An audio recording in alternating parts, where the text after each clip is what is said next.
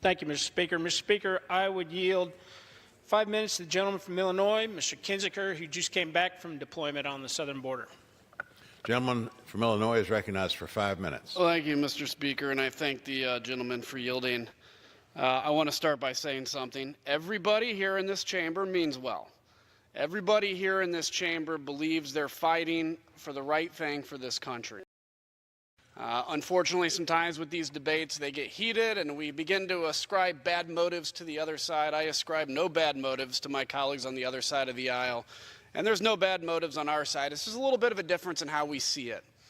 We're all passionate about this issue, which is evident by the quality of the debate we're having here. But I'm going to tell you why I came to believe that this was a national emergency. So I was sent down to the border with the National Guard. I went down and did 2 weeks with my unit, who was down there for 2 months. As part-timers, we go down and we fill in and augment different amounts of time. And I fly a surveillance aircraft. It's called an RC-26. And we actually worked with Border Patrol, and what we would do is, through technology, some of the technology that exists, they would get indications of a group coming over the border. We would have a central authority that would see these groups coming over the border and would take the limited air assets we had and put them on these groups to surveil them and then to coordinate the Border Patrol or whatever to come in and get them. And what we saw, frankly, was pretty eye-opening for me. Now, first off, Arizona has some very rugged territory. I've worked Texas, by the way, 3 times doing this exact same mission. I'm going to give you an opportunity to guess who the president was when I did this mission 3 other times. It was President Obama, because he understood the need for the Guard on the border.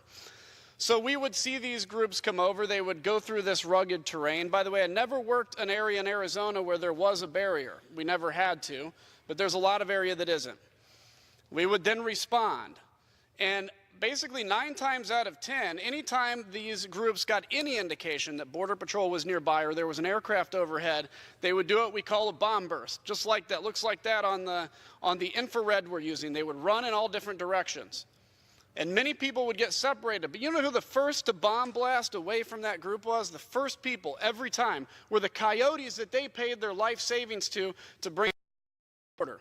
Every time.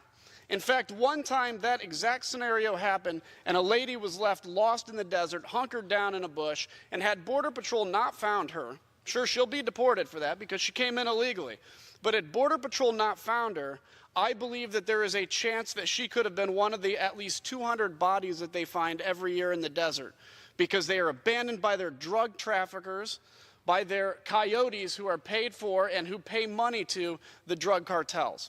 That's a big part of where these cartels in Mexico get their money, funneling people over the border, human trafficking. We know the statistics of the chance of assault during that. We know that kind of stuff. We also had, it wasn't my mission, but my crew was on a mission, their very first one, where an illegal was apprehended and he had 70 pounds of methamphetamine on him.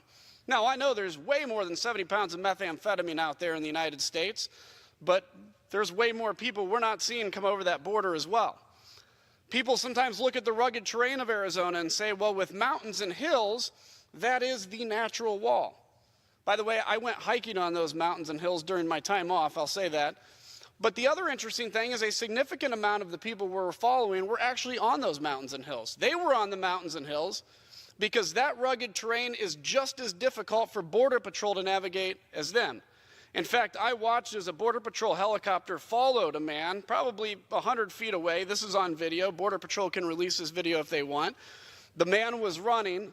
The Border Patrol could not insert Border Patrol agents to capture him. This guy is still gone today. He had to have been a coyote or a drug trafficker.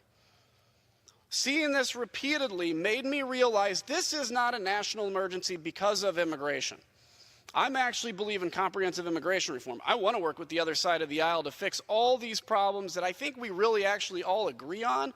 We just can't admit we agree on all this stuff. But I look at this and I say, this is an 80% solution that we could fix. But when I came back from the border, and I came back from seeing the real issue that makes this a national emergency, drugs, human trafficking, that's when I realized something had to be done. A wall and a barrier is not compassionless. I think border security and compassion actually go hand in hand because what we're saying is come over to the United States of America, but do it the right and legal way, because otherwise these coyotes in the cartel are going to take advantage of you, take your life savings, and take you through a very dangerous route. And when the going gets tough, they're going to leave you to die, because they did that to 200 of them last year in Arizona. It was an eye-opening experience. I appreciate the passion everybody has in this. I respect everybody's debate in this. This is how I came to the conclusion I did. Please vote no on this, and I yield back. Gentleman reserves.